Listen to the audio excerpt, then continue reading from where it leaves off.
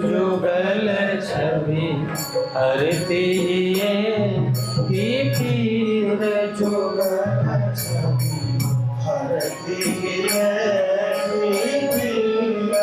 जुगल छवि हरती है की पीर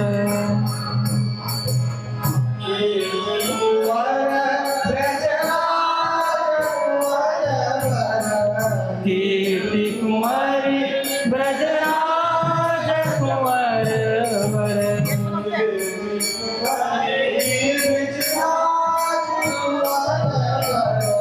कीर्ति कुंवरी ब्रजराज कुंवर वर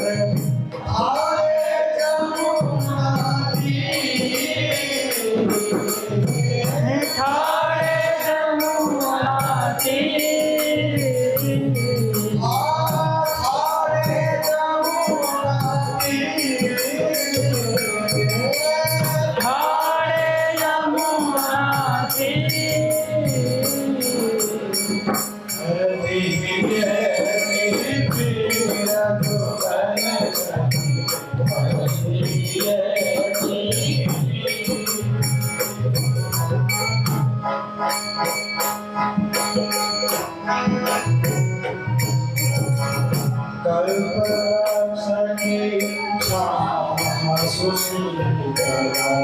कल्प वृक्ष की छाँव सुशीतल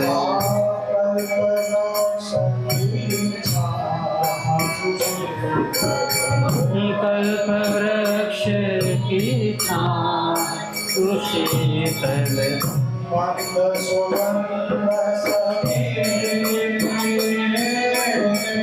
मंद सुगंध समीर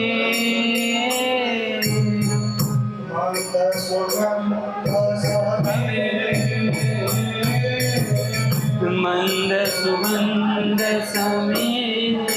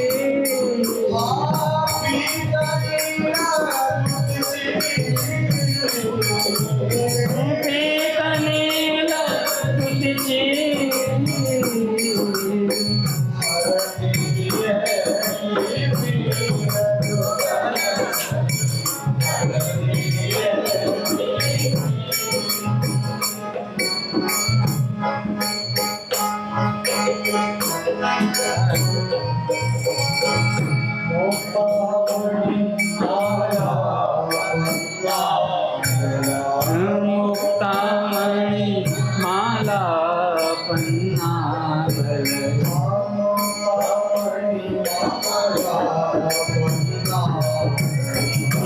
मुक्तामणि माला पन्ना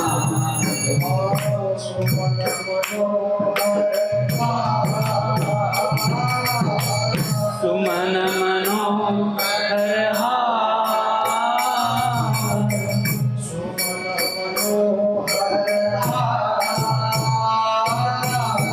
सुमन मनोहर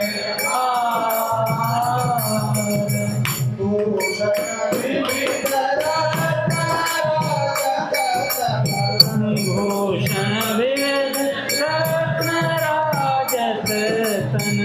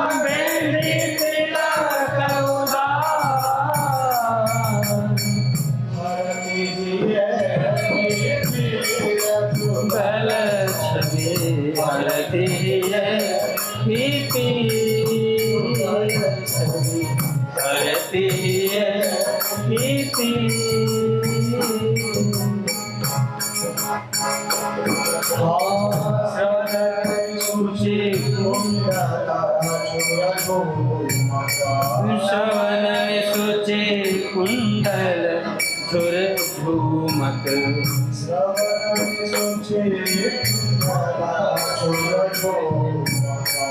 श्रवण सुचे कुंडल धुर झूमक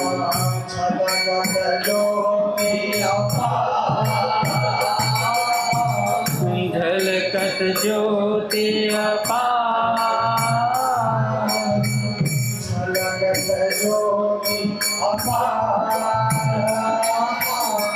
झलकत ज्योति अपार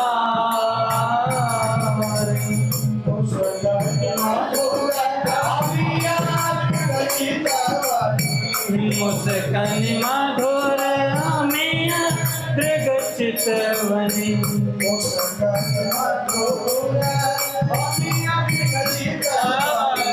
मुस्कान मधुर अमिया दृगचित वनि बरसत सुधा श्रृंगार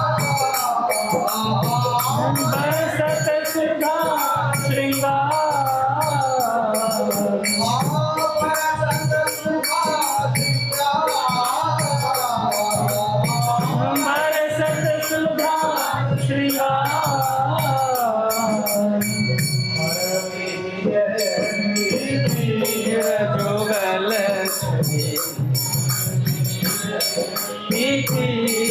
जुगल छवि करती जुगल छवि करती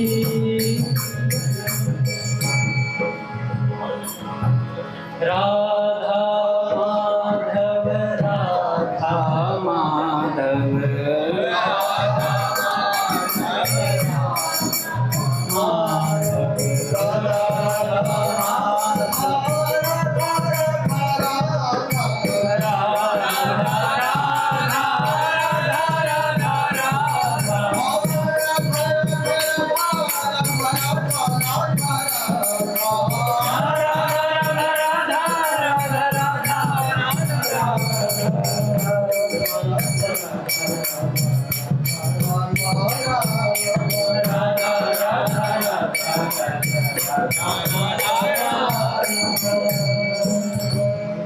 बोले राधा माता सरकार की बोले श्री भाई जी महाराज की जय श्री राधा बाबा की पूजा मैया की अपने प्यारे भैया की तुझे दादा की भक्तवत्सल भगवान की बोल बड़े सौभाग्य के क्षण है कि आज भी हमें सत्संग और कीर्तन का परम लाभ प्राप्त हो रहा है। हमारे अजय प्रभु ने बड़ा सुंदर गाया पर मैं चाहता हूँ ये तैयार करते रहे तो रोज गाएं। मुश्किल है पर नामुमकिन नहीं है। देखो बढ़िया बहुत सुंदर गा रहे हैं भाई। ये रियाज तो करता है बाकी अलग बात है, बाकी सब चीजें तेरे 100 गुण माफ है आज। तूने पद रत्नाकर का पद गा के सुनाया बड़ा सुंदर। वाटिका की याद दिला दी सब।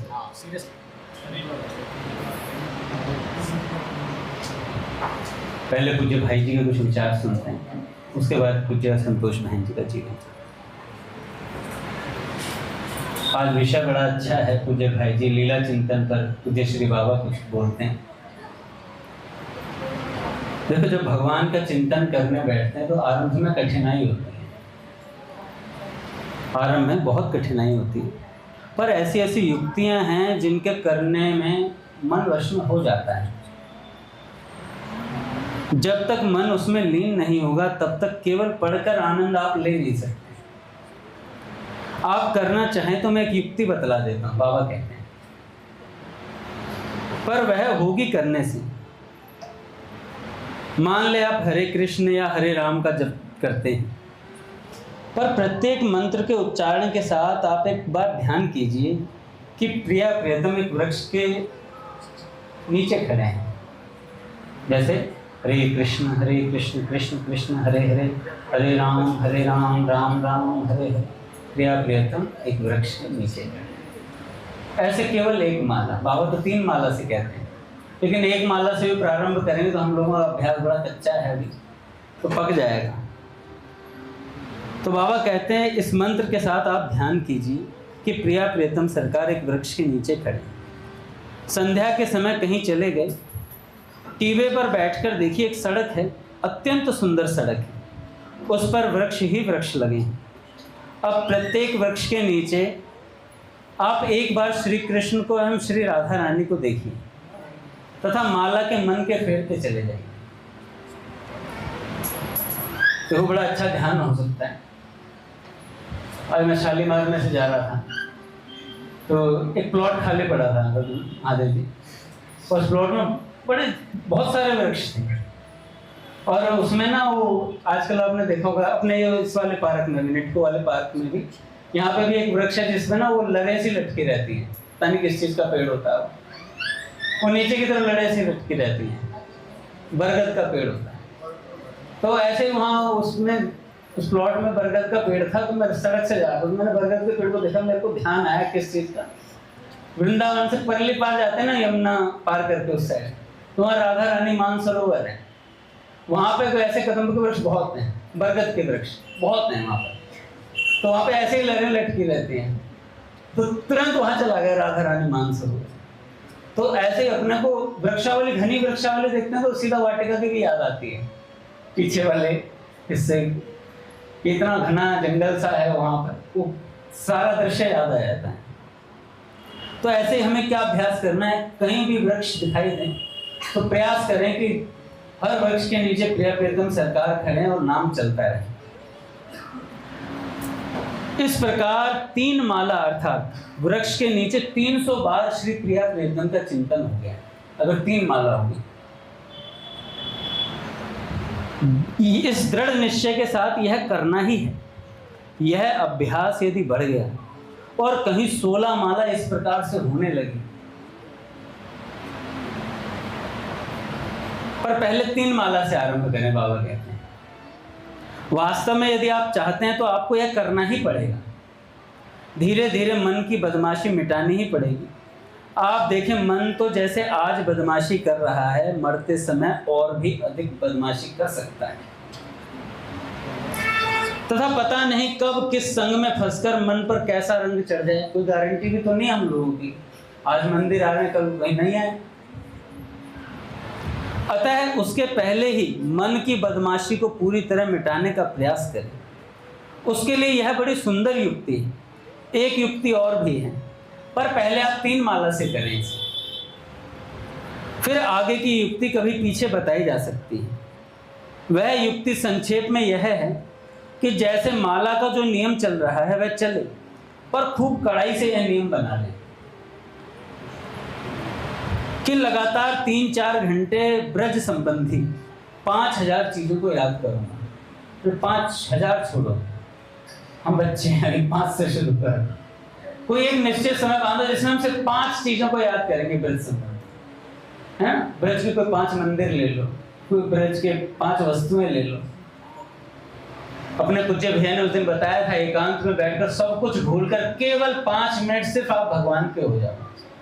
आज मैंने उसकी पुष्टि पूज्य श्री प्रेमानंद जी महाराज भी कह रहे थे कि सब कुछ भूलकर केवल 5 मिनट, वो 5 मिनट आपके 24 घंटे पर भारी रहेंगे, आपको 24 घंटे निरंतर स्मरण कराते रहेंगे, केवल 5 मिनट। देखो संतों के मन कितने मिले होते हैं, हम लोगों के लिए सुलभ से सुलभ कर दे रहे हैं भगवान। तो आप सोचिए, अगर कोई 5000 चीजों को याद करेगा तो कितना समय लगेगा, 3-4-5 घंटे तो गए उसके। 1-2 सेकंड के लिए उन 5000 चीजों को याद कर ही लूंगा, चाहे मन कितनी ही बदमाशी करे। इसलिए एक किताब बनाकर अपने पास रख लेनी चाहिए, या 1 2 3 ऐसे नंबर लगाकर जैसे पाठ किया जाता है वैसे एक एक चीज को पढ़ते जाओ, और उसका 1-1 सेकंड के लिए चित्र बांधते जाना चाहिए, और जीभ से नाम चलता रहे। होता यह है कि मन भागने लगता है, पर नियम के कारण जहाँ साल 6 महीने अगर आपने कर लिया, साल 6 महीने अगर आपने कर लिया, तो अभ्यासवश मन को ठीक उसी समय, जो आपने समय बांधा होगा, उसी समय वहां आना पड़ेगा जिस वस्तु का आप चिंतन कर रहे हैं, वहीं आना पड़ेगा। जैसे अपने कितने सालों से मंदिर आए, तो 7:30 बजे हम यहाँ आ भी ना पाए, तब भी ये होता है 7:30 बज गए 7:30, मंदिर शुरू हो चुका है। मन में आ ही जाती है, हम आ ना पाए वो अलग बात है, लेकिन दिमाग में और हृदय में घंटियां बज जाती हैं, हाँ भाई 7:30 हो गए। तो मैं आपसे निवेदन करता हूं, देखो विषयों में सुख नहीं है। देखो हाजिरी, मुलाहिजा, शिष्टाचार के फेर में पड़ने पर तो कोई नियम नहीं मिलता कि आप सोचोगे फलाना आ गया अब छोड़ दूं, कल करेंगे इसे, तो ये कितना ही शिष्टाचार निभा लो, कोई प्रसन्न नहीं होने वाला, क्योंकि अपने को श्री कृष्ण को प्रसन्न करना है। हाजिरी, मुलाहिजा, शिष्टाचार के फेर में पड़ने पर तो कोई नियम नहीं सदता। पहले आप ये 3 माला वाला नियम आज से लेने का प्रयास करें कि 3 माला आप जपेंगे, और कल से शुरू करें और खूब कड़ाई से चलाएं। देखो विषयों में सुख नहीं है, पर तो भी सुख की भ्रांति तो है। सुख नहीं है, सुख की भ्रांति तो है। इसका रहस्य मैं आपसे निवेदन करता हूं कि यह भ्रांति क्यों है। मान ले आपको खूब जोर से भूख लगी, अब खाने के समय बड़ा आनंद मिलता है, पर असल में यह जो आनंद मिलता है वह खाने की वस्तु से नहीं आता, वह आता उन भगवान से जो हृदय में बैठे हैं। होता यह है कि मन में इच्छा हुई, उत्कट इच्छा हुई कि कुछ खाऊं। इसी इच्छा की पूर्ति जब होती है, तब उतनी देर के लिए मन की चंचलता मिट जाती है। जब हमें भूख लग रही है तो मन कितना चंचल हो जाता है, भाई क्या खाऊं क्या खाऊं क्या खाऊं, और जैसी वस्तु मिल जाती है चंचलता मिट जाती है, वह स्थिर हो जाता है। स्थिर मन पर आत्मा का सुख प्रतिबिंबित होने लगता है और मनुष्य को आनंद का अनुभव होता है। असल में तो मन के टिकने से आनंद हुआ है, वस्तु से आनंद नहीं है, मन के टिकने से आनंद हुआ है, इसलिए आनंद का अनुभव होता है। अनादिकाल से विषयों के संस्कार मन में हैं, इच्छाओं की कतार लगी पड़ी है। प्रत्येक विषय की कामना के साथ ही मन उसकी पूर्ति के लिए व्याकुल बैठा है। पूर्ति हुई, व्याकुलता मिटी, पर यह मिटेगी थोड़ी देर के लिए। आत्मा की छाया मन पर पड़ी थी। जैसे हिलते हुए दर्पण में मुख नहीं दिखता, स्थिर होने पर दिखने लग जाता है, वैसे ही चंचल मन में आत्मा का सुख प्रतिबिंबित नहीं होता। जब मन दर्पण थोड़ी देर के लिए शांत होता है, तो उसका हिलना बंद होकर आत्मा का प्रतिबिंब उस पर पड़ता है। फिर कुछ क्षण बाद दर्पण हिलने लगता है। इसी तरह विषयों की पूर्ति, सुख, फिर पूर्ति, फिर सुख, फिर अभाव हो जाता है। आज रोटी खाई, कल नहीं खाओगे, तृप्त होते ही नहीं है। अगले दिन फिर वही भूख जागृत हो जाती है, फिर उसको वस्तु प्रदान करते हैं, फिर सुख मिलता है, आत्मा पे प्रतिबिंब पड़ता है, आत्मा कहते हैं शांति से मिल गई कुछ भी। तो देखो भैया, लीला वस्तुओं का पाठ नियम लेकर साधना करनी पड़ती है। एक वाक्य पढ़ा और फिर उस चीज का 1 सेकंड मन में चित्रण किया, फिर दूसरा वाक्य, फिर तीसरा, इस प्रकार चित्र बांध कर देख लिया। तीसरा वाक्य पढ़ा, उस वस्तु का चित्र बांध कर देख लिया। यह पाठ जिस दिन 5000 वस्तुओं तक पहुंचा, तो समझो 6 घंटे का चिंतन हो गया। अब हम 6 घंटे हैं, हम तो गृहस्थ आदमी हैं। अरे जब इतना प्रकार चिंतन हो जाता है ना, फिर 6 घंटे नहीं, पूछे भैया देखो कैसे करते हैं, खटाखट खटाखट बात भी करते रहेंगे और मन में चलता भी रहेगा। फिर आपको 6 बताने की जरूरत ही नहीं पड़ेगी, भीतर भीतर चलता रहेगा। 6 घंटे या फिर 24 घंटे चलता है। फिर इस समय प्रिया प्रीतम सरकार आ गए, ऐसा हो रहा है, ऐसा हो रहा है। चलो छोटा सा ध्यान बता दो, बड़ा सुंदर है अष्टयाम लीला का, पूज्य श्री भाई जी द्वारा। आज मैं लाया था निकाल के, मैं कहा पढ़ेंगे इसे थोड़ा सा। सबसे पहले रात्रि का जब अंत होता है, अर्ली मॉर्निंग, तो रात्रि के अंत में पक्षियों का कलरव सुन के, ये पहला सीढ़ी, पक्षियों का कलरव सुन के श्री राधा कृष्ण के जागने से पूर्व सखी को उठना है। फिर युगल के श्री अंगों में चित्र निर्माण करना और सुगंधित द्रव्य अर्पण करना। फिर श्रृंगार करना है, मोतियों के हार और मालाएं अर्पण करना है। जब श्रृंगार हो जाए फिर आरती करनी है, मंगला आरती संपन्न करना है। फिर प्रस्थान करना है, प्रियतम अपने नंद भवन की तरफ जाएंगे, प्रिया जी अपने महल की तरफ निकलेंगे।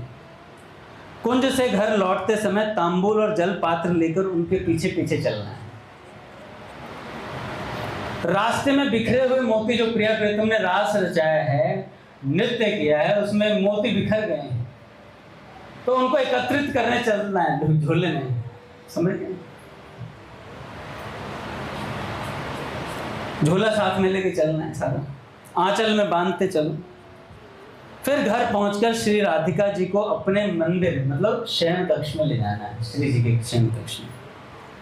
अब शुरू होती है प्रातःकालीन सेवा, वो निशांत कालीन थी, मतलब अर्ली मॉर्निंग का। अब मुख धोने के लिए सुवासित जल देना है प्रिया जी को, उपडन आदि से शरीर स्वच्छ करना है। फिर गर्मी में ठंडे पानी से और सर्दी में गुनगुने जल से स्नान कराना है।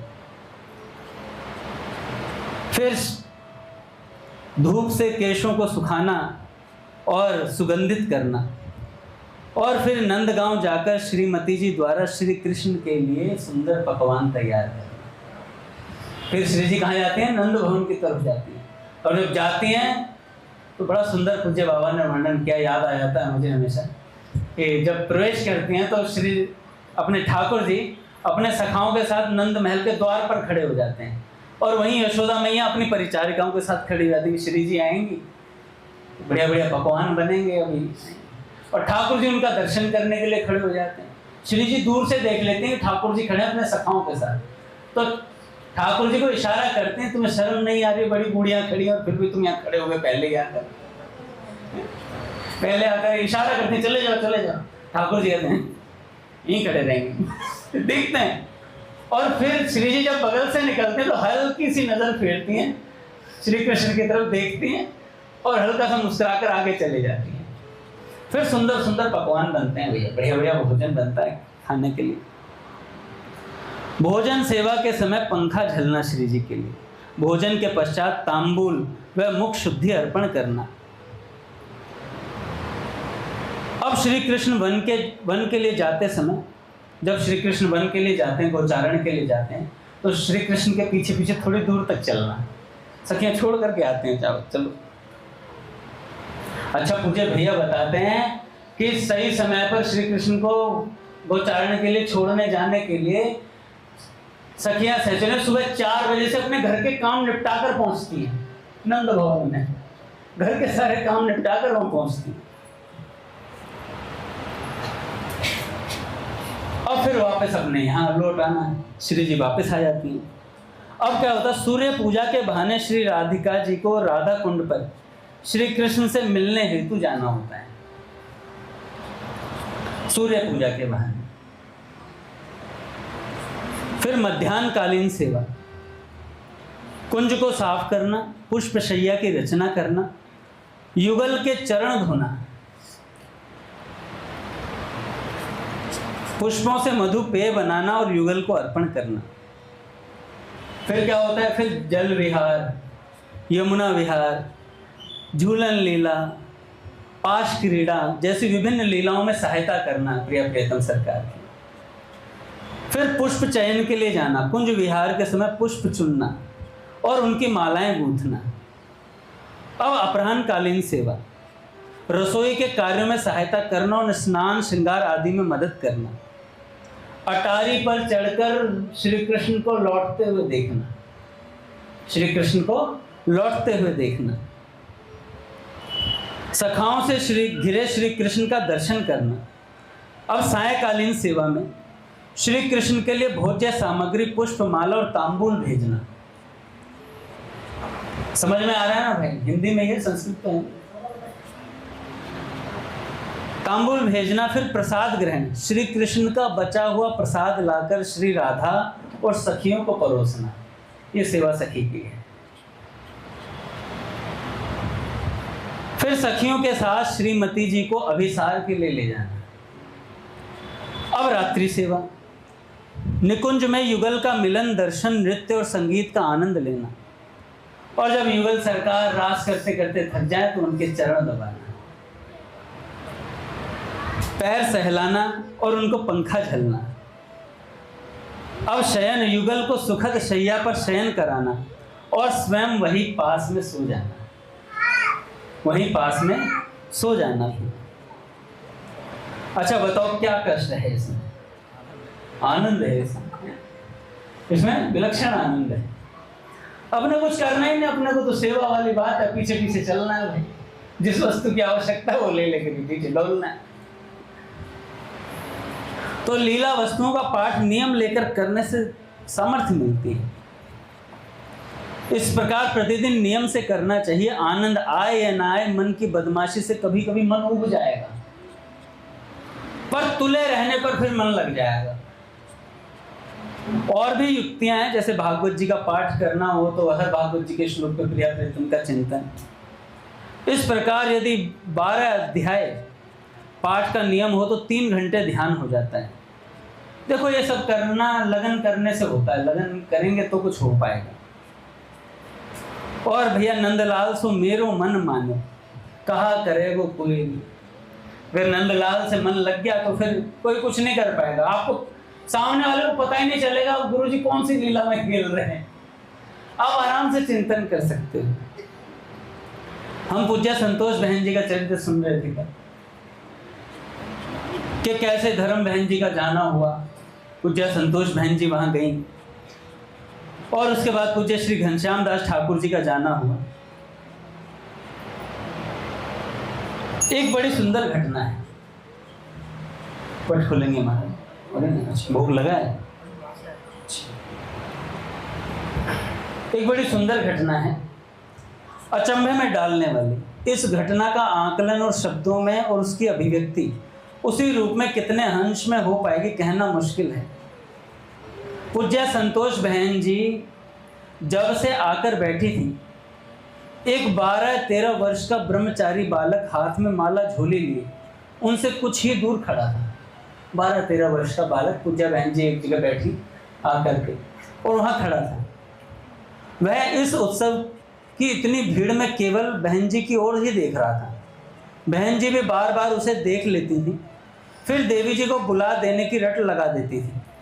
कुछ देर बाद बहन जी मुझसे बोली, देख कितनी ठंड में इसने कुछ भी गर्म कपड़ा नहीं पहना हुआ, इसे ठंड लग रही होगी। जो 12-13 वर्ष का जो बालक है,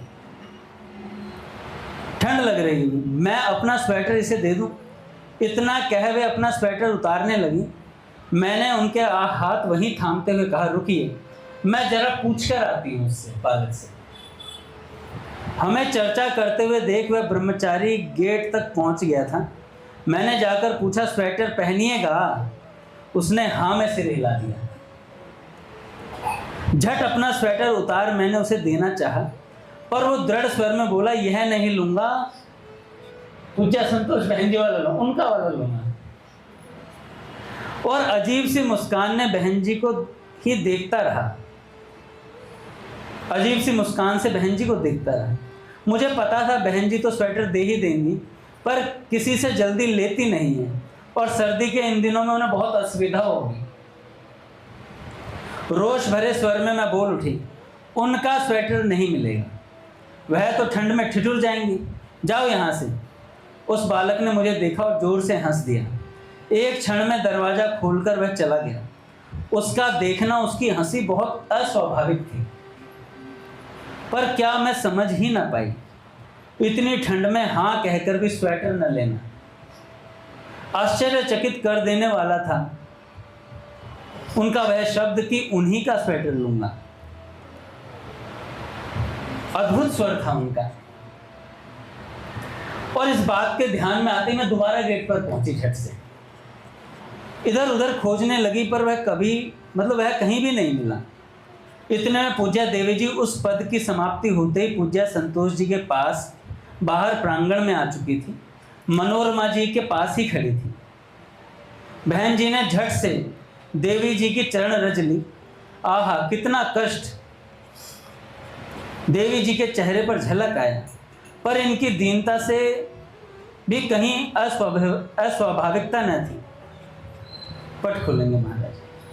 श्री राम जय जय राम।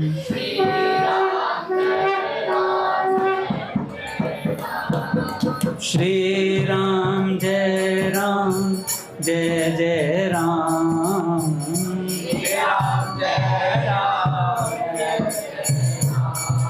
श्री राम जय जय राम।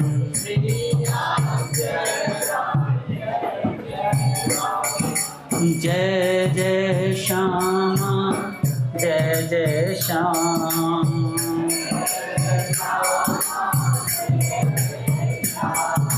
जय जय श्री वृंदावन धाम।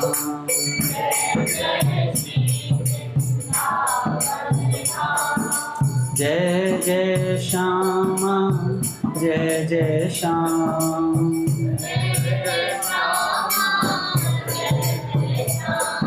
बोली राधा माधव सरकार की।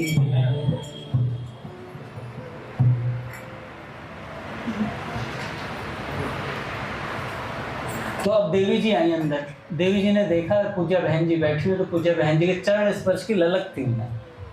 पर पूज्या संतोष बहन जी के चरण छू लेना बड़ा अस्वाभाविक था भैया, उनके चरण कोई नहीं छू पाता था। पूज्या देवी जी ने मनोरमा जी को संकेत किया। उन्होंने संतोष बहन जी के चरण स्पर्श कर देवी जी के मस्तक से अपने कर छुआ दिए। सबको अपनी ओर आकृष्ट हुए देखकर संतोष बहन जी ने थोड़ी ही देर में वापस जाने की जल्दी मचा दी। मैं उन्हें अकेले ही वापस जाते देख चुपचाप आ उनकी रिक्शा में बैठ गई। सहज तो वह कहाँ बैठने देती, पर सभी लोग उन्हें बाहर तक छोड़ने आए थे और उनके प्रणाम करने के प्रयासों से जूझती सी संतोष बहन जी मुझसे जिद भी न कर सकी। रिक्शा चलते ही मुझे बहन जी की असाधारण अवस्था का आभास हो गया। वे बहुत सी बातें कह रही थी, जगत उनकी स्मृति में था ही नहीं। हम कहाँ जा रहे हैं, तू मेरा घर कैसे जानती है? मनोरमा जी को कह रही है, रिक्शा में बैठी कह रही हैं, हम कहाँ जा रहे हैं, तू मेरा घर कैसे जानती है? तू उधर क्यों जा रही है? आदि मेरे कहने पर कि मैं तो उषा जी के यहाँ ठाकुर जी के दर्शन के लिए जा रही हूँ। वे अच्छा कहकर चुप तो हो गई, पर बीच में अटपटा सा कुछ फिर कह देती। देखो ये स्थिति महापुरुषों की हो जाती है। धरत कहूँ पग परत कित, सुरती नहीं एक ठोर। सुरती नहीं एक ठोर, नारायण हरि लगन में दिखत नहीं कछु और। कुछ और दिखता ही नहीं है, केवल वो लीला ही चलते रहते। अपने श्री राम दादा अंतिम के वर्षों में जब गीता वाटिका में थे राधाष्टमी पे, पीछे संत निवास में बैठे हुए बार बार कहते हैं, कुंज बिहारी कल कितने बजे निकलना है? तो बाबूजी 8:30 की ट्रेन है, कितने बजे निकलना है? अच्छा। फिर थोड़ी देर में, कुंज बिहारी कल कितने बजे निकलना है? बाबूजी 8:30 की ट्रेन है, कल निकलना है। अच्छा भैया कितने बजे निकलना है? बार बार ऐसे कितनी बार उन्होंने हमारे सामने पूछा। हम बैठे हुए थे वहां पर, अपने रामकृष्ण प्रभु थे, रामकृष्ण याद होगी वो फोटो है अपने यहाँ पूज्य चंद्रेश भैया और सबके साथ, तो उसमें बार बार पूछ रहे थे। तो ऐसी लीलाओं में मस्त रहते हैं भैया संत जी। तो उन्होंने अच्छा कह चुप तो हो गई, पर बीच बीच में अटपटा सा कुछ फिर कह देती, बार बार बोल देती थी। मैं कुछ भी समझ नहीं पा रही थी। उनकी वृत्ति शायद अभी उसी ब्रह्मचारी की ओर थी जो 12-13 साल का लड़का था जो स्वेटर मांग रहा था, उसकी तरफ ही थी। वे बार बार कह उठती, स्वेटर क्यों नहीं ले गए? स्वेटर क्यों नहीं ले गए? तभी उनके मुख से निकला, आंखें सुंदर थी ना। इतना सुनते ही मैं चौंकी और उनकी ओर देखा। कुछ खटका सा हुआ क्या, और मेरी आंखों से अश्रु स्वतः ही झरझर बहने लगी। रंक रही जीवन निधि पाए, जीवन निधि को पाकर भी रंक रहे। यही यथार्थता थी क्या? पूरे रास्ते वे अपने में न थी। ऐसी भाव दशा विवलता में मैंने उन्हें कभी नहीं देखा था। काश उस वक्त उनके साथ मुझ ना समझ की जगह कोई ऐसा व्यक्ति होता जो उनकी उस दशा का वास्तविक आकलन कर पाता।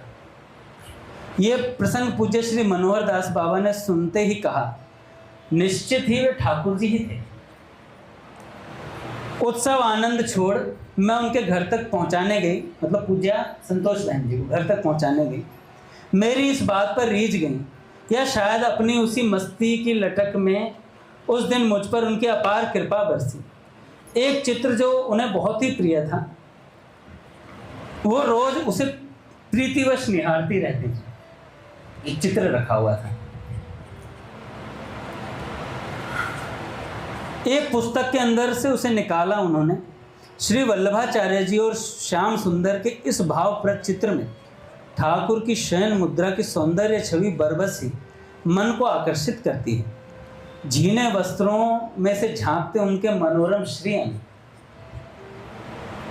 आभूषणों की झिलमिलाहट, शैया पर ही रखी वंशी पर उर की माला लटक रही है, बाएं मुड़े हुए घुटने के नीचे कोमल गोल तकिया, आहा अनिर्वचनीय छटा है। और पास ही खड़े श्री वल्लभाचार्य जी। देखा ना ये दृश्य, देखा ये चित्र आता है, वल्लभाचार्य महाप्रभु उन्हें सुलाने जा रहे हैं और श्रीनाथ जी लेटे हुए हैं। आप देखना, नेट पर ढूंढ लेना, मिल जाएगा। बड़ा सुंदर दृश्य है। श्री वल्लभाचार्य जी उनकी ओढ़ी हुई जीनी चादर का छोर पकड़े नेह से पगे नैनों से उत्थापन के लिए मनोहार कर रहे हैं। ये चित्र उन्होंने बहुत प्यार से मेरे हाथों पर धर दिए। उनसे प्रदत्त इस कृपा दान की झट से आंचल में समेट मैं उन्हें प्रणाम करते हुए अपने घर वापस आ गए। उस दिन स्वप्न में भी ऐसा नहीं सोच पाई थी कि ये उनकी मस्ती भरी झलक, ठाकुर जी का सानिध्य से ओतप्रोत चेष्टाएं उनकी इस धरा से दिव्य लोक को प्रस्थान की सूचक सी हैं। सच ही उनका महाराज श्री को उस दिन का प्रणाम अंतिम प्रणाम ही था। पूज्य बालकृष्ण दास जी महाराज जी के जन्मोत्सव का अप्रैल 2004 रामनवमी वाले दिन की बात है। सभी बहनें संतोष बहन जी को राम जी के जन्मोत्सव की बधाई देने पहुंची। वे इस वर्ष ठाकुर जी को प्रणाम करने पूज्या उषा जी के यहाँ नहीं पहुंच पाई थी। बहन जी अकेली ही बैठी राम जन्मोत्सव की तन्मयता में शायद साकेत चिंतन में ही थी। अच्छा देखो, यहाँ प्रिया प्रियतम में भेद नहीं है। ये रामनवमी पे राम जी का चिंतन कर लेते हैं, जन्माष्टमी पे ठाकुर जी का चिंतन, सीता नवमी पे माता जानकी का चिंतन हो जाता है, और राधाष्टमी पे श्री जी का चिंतन हो जाता है। तो साकेत के चिंतन में थी। हम सभी बहनों की उपस्थिति से वे सजग सी हुई और उनकी स्वभावगत दैन्यता युगल प्रिया जी के उनके बहुत ही प्रिय इस पद को प्रकट होने लगी। मेरी एक गति आप दूजो को और न, स्त्री को तन मलिन कर्म अधिकार न, चपल बुद्धि वर्णी कवि होत ही अज्ञान न, युगल प्रिया तौ तुम्हें प्यारे पिय लाज न। अपने बचपन में पढ़ा ये पद उन्हें बहुत प्रिय था संतोष बहन जी को, और अक्सर ही सबको सुनाती थी। सुना सुनाकर शायद ये औरों में दैन्य भाव भरती, अपना भाव सुरक्षित करती थी। उस दिन भी बहुत ही बुलंद आवाज में उन्होंने सुनाया। कितनी वर्ष की आयु? 81 वर्ष की आयु में इतनी प्रभावित स्वर थे उनके। इसी सोच में वह 2 दिन बाद पूज्या संतोष बहन जी के यहाँ साड़ी के आंचल से टेप यंत्र छुपाए पहुंची कि पूज्या संतोष बहन जी गाएंगे तो मैं टेप में उसे रिकॉर्ड कर लूँगी। जैसा हम लोगों का स्वभाव रहता है, संतों के बगल में रहते हैं तो चाहते हैं संतों की कोई बात रिकॉर्ड कर ले। पूज्य बालकृष्ण दास जी महाराज अपने कंबल में टेप रिकॉर्डर छिपा करके लेके जाते थे पूज्य बाबा के पास, और बाबा जब बोलते थे, महाराज जी जानते बाबा थे, बाबा जानते थे सब बात। शायद अपने वृंदावन के शायद खाकी बाबा सरकार कोई ऐसे थे जिनके पास रिकॉर्ड करने के लिए, वो रिकॉर्डिंग नहीं करने देते महादेव, रिकॉर्ड करने के लिए एक बंदा वो लेकर के चला गया। आगे आगे हो जाए महाराज। तो रिकॉर्ड करने के लिए चला गया और उसमें रिकॉर्डर को छिपा करके बैठ गया। शायद पहाड़ी बाबा सरकार थे, ध्यान आ गया। पूज्य पहाड़ी बाबा सरकार के सामने टेप रिकॉर्डर लेकर के बैठ गया। 1-1.5 घंटा बैठा, महाराज जी ने कुछ नहीं बोला। 1 घंटे बैठा रहा, 1-1.5 घंटे बैठा, महाराज जी कुछ नहीं बोले, एक शब्द भी नहीं बोले, हूँ वहां भी नहीं करा। अब कितनी देर तक बैठता भैया, उस समय हो गया, वो चलता बना। रिकॉर्ड करने आया था, रिकॉर्ड करने आया था, हमारी वाणी को रिकॉर्ड करे। तो ये सब संत जानते हैं भैया, पर महाराज जी को बाबा साक्षात पोद्दार महाराज जी समझते थे, तो इसलिए उनके लिए कोई बात ही नहीं थी बाबा के लिए। तो टेप यंत्र छुपाकर मैं वहां पहुंच गई। आग्रह करने पर उन्होंने युगल प्रिया जी की जीवनी के साथ वो पद सुनाया। उन्हें साड़ी में छिपे यंत्र का आभास न था, पर अंतिम लाइन गाते गाते उनकी निगाह वहां पड़ गई। पूज्य संतोष बहन जी ने कहा, ये क्या है? प्रश्न सुनकर मैं सहम गई। आपकी आवाज सुनने वह आगे कुछ बोल पाती, इससे पहले ही संतोष बहन जी की व्यथित आवाज गूंज उठी। कहते हैं, ठाकुर की आवाज सुनने की इच्छा क्यों नहीं होती तुम्हारी? ठाकुर की आवाज सुनने की इच्छा क्यों नहीं होती तुम्हारी? ललक तो उस मदिर स्वर सुनने की होनी चाहिए। मदिर मतलब रस भरा जिसे कहते हैं, मदिरा जो शब्द है, मदिर शब्द से। यहीं अटक जाओगी, इसी आवाज में रह जाओगी, फिर ठाकुर के स्वर के लिए तरस जाओगी। मिटाओ इसे, अभी मिटाओ, मेरे सामने मिटाओ। उनके आदेश का पालन करते हुए उस अनुगता ने उनके सामने ही टेप से वो आवाज हटा दी, डिलीट मार दी। संतोष बहन जी ने गंभीर होकर उसे कहा, मुनिया, इस पथ पर बहुत सावधान रहना है, कहीं भी अटकना नहीं है। किसी भी व्यक्ति, वस्तु या स्थली का आकर्षण श्री कृष्ण से विमुख न कर सके, इसका सदैव ध्यान रखना है। सब आकर्षणों से उबर पाओ, तब कहीं जाकर वे मिलते हैं। सब आकर्षणों से उबर पाओ, तब कहीं जाकर वे मिलते हैं। आहा, उस साधिका को समझा रही जीवन की अंतिम अवस्था में भी पूज्या बहन जी कितनी सतर्क, कितनी सावधान थी। कोई उन्हें महत्व दे, पूज्य बनाए, सो इन्हें स्वीकार ही नहीं था कि कोई पूज्य माने। अपनी इस दैन्यता के कड़े सुरक्षा कवच से वे यदा कदा चुपके से कृपा दान भी कर जाती थी। अक्सर वस्तु प्राप्त होने पर हम समझ ही नहीं पाते कि वास्तव में इनके प्रदाता कौन है। यहाँ तक कि प्राप्त वस्तु का सही मूल्यांकन भी नहीं कर पाते। पूज्या बहन जी के जाने से कुछ ही पहले की बात है। प्रेम बहन इंग्लैंड में मनोचिकित्सक हैं और श्रीधाम में उनकी अगाध श्रद्धा है। वर्ष में 3-4 महीने छुट्टी लेकर वृंदावन रहती हैं। श्री बिहारी जी के प्रति, उनके प्राकट्य के आधार स्वामी श्री हरिदास जी के प्रति प्रेम बहन जी की अद्वितीय निष्ठा है। पर साधक इस पथ में शंकाओं और बाधाओं के निवारणार्थ संतों का आश्रय आवश्यक हो जाता है। पूज्या बहन जी तो सबकी गतिमती थी।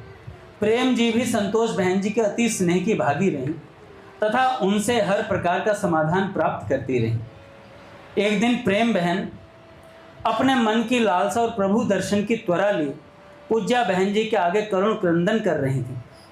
संतोष बहन जी सबकी व्यथा को बहुत ही सहानुभूति से सुनती थी। आज प्रेम बहन बहुत ही विवल थी। साधक को अपने प्रयासों पर तो वैसे भी भरोसा नहीं होता, संत कृपा का ही बल होता है। लो, संत संतोष जी का हृदय द्रवित हो गया। प्रेम के अश्रु उनके उर अंतर को भिगो गए। वे भी आकुल व्याकुल हो उठी। बोली, मुनिया, आज तुझे एक चीज़ दूं?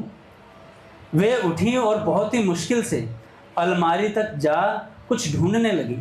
थोड़ी देर बाद ही आंचल से एक चित्र को साफ कर माथे से लगा प्रेम जी के हाथों में धरते हुए बोली, आज से ये तेरे गुरु हुए, ये ही तेरा पथ प्रदर्शन करेंगे। प्रेम जी प्रमुदित सी पूज्य श्री राधा बाबा का वो चित्र निहार रही थी और बहन जी कह रही थी, मैं सच्चे मन से उनसे विनती करती हूं कि पूज्य बाबा तुम्हें अपना लें, तुम्हें ठाकुर से मिला दें। मैं साधिकार उनसे कहूंगी, वे मुझ पर कृपा करने से पहले तुझ पर कृपा करें। यह संतों के निकट रहने का लाभ होता है भैया, संत की आज्ञा में रहने का लाभ होता है। संत अपना सब कुछ सौंप कर चले जाते हैं भैया। अगर हम ऐसी स्थिति में आ जाएं, दो तरीके का समर्पण है पूज्य बाबा कहते हैं, पूज्य पदरत्ना करना पूज्य बाबू जी को। कौन सा समर्पण? एक साधक का समर्पण और एक सिद्ध अवस्था का समर्पण। साधक का समर्पण कौन सा होता है कि सौंप दिए मन प्राण तुम्हीं को, सौंप दिए ममता अभिमान। जब ये समर्पण हो जाता है, फिर सिद्ध वाला समर्पण आता है कि तुम हो यंत्रे मैं यंत्र काठ की, पुतली में तुम सूत्रधार, तुम करवाओ कहलाओ मुझे, नचाओ निज इच्छानुसार। तो बाबा का चित्र देख करके बोले कि मैं बाबा से प्रार्थना करती हूँ कि तुम्हें श्री कृष्ण से मिलवाएं। निश्चय ही इस बरबस झलकती कृपा वृष्टि को सहेज पाना प्रेम बहन के लिए इतना सहज न था। वह फिर रो पड़ी, अश्रुधारा से कपोल ही नहीं आंचल तक भीग गया। पूज्य बाबा का वह चित्र संतोष बहन जी द्वारा प्रदत्त एक अमूल्य निधि था और इस कृपा दान की प्रक्रिया का विधिवत दीक्षा से क्या कम महत्व है। दीक्षा ही थी। बोलिए भक्तवत्सल भगवान की जय। समय हो गया महाराज, आगे कल सुनो। महादेव जी कुछ